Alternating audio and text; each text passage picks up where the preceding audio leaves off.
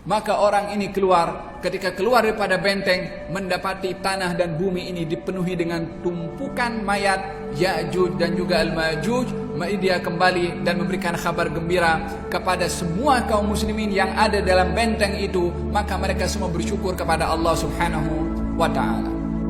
Keadaan pada waktu itu bumi ini dipenuhi dengan mayat dan bangkai Ya'juj dan Ma'juj, sehingga bumi ini baunya bau busuk, bangkai. Siapa nak kuburkan sebanyak mayat yang bergelimpangan di atas muka bumi ini daripada bangkai Ya'juj dan juga Al-Ma'juj? Kata baginda Rasulullah SAW, tidak ada hayawan pemakan bangkai pada waktu itu melainkan semuanya gemuk. Karena bangkai yang begitu banyak dan dimakan oleh hayawan-hayawan pemakan bangkai, Allah Subhanahu wa ta'ala setelah Nabi Isa berdoa kepada Allah menghantarkan hujan, dan hujan itu membawa air yang banyak dan banjir membawa bangkai Ya'juj dan Ma'juj ke lautan.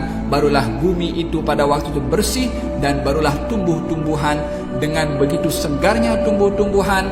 Dan pada waktu itu adalah bumi ini dipenuhi dengan keindahan dan satu wajah yang baru berlaku kepada bumi. Tumbuh-tumbuhan pun yang tumbuh tidak seperti tumbuh-tumbuhan sebelumnya yang tumbuh. Dikatakan buah delima itu boleh dimakan oleh sekian ramai orang sampai kenyang.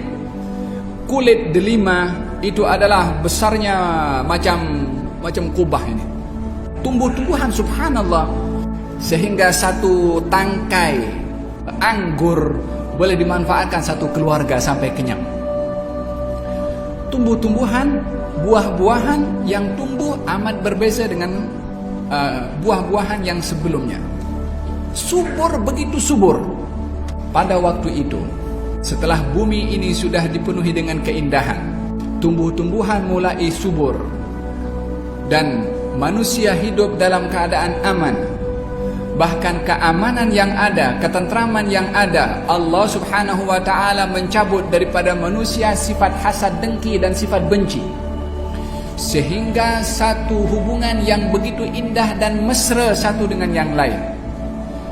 Dikatakan kemesraan ataupun juga keamanan yang dapat dirasa pada waktu itu bukan hanya kepada manusia yang hubungannya baik, bahkan kepada hayawan. Singa boleh jalan sama-sama dengan lembu. Itu an-namir, harimau, boleh berjalan dengan onta. Serigala berjalan dengan kambing. Bahkan dikatakan dalam hadis juga, budak-budak kecil boleh bermain dengan ular dan tangannya itu dimasukkan dalam mulut ular. Subhanallah, keajaiban atau kejadian yang berlaku begitu aman, tentram, yang tak boleh digambarkan bagaimana keindahan hidup pada waktu itu setelah hancurnya Ya'juj dan juga Al-Ma'juj.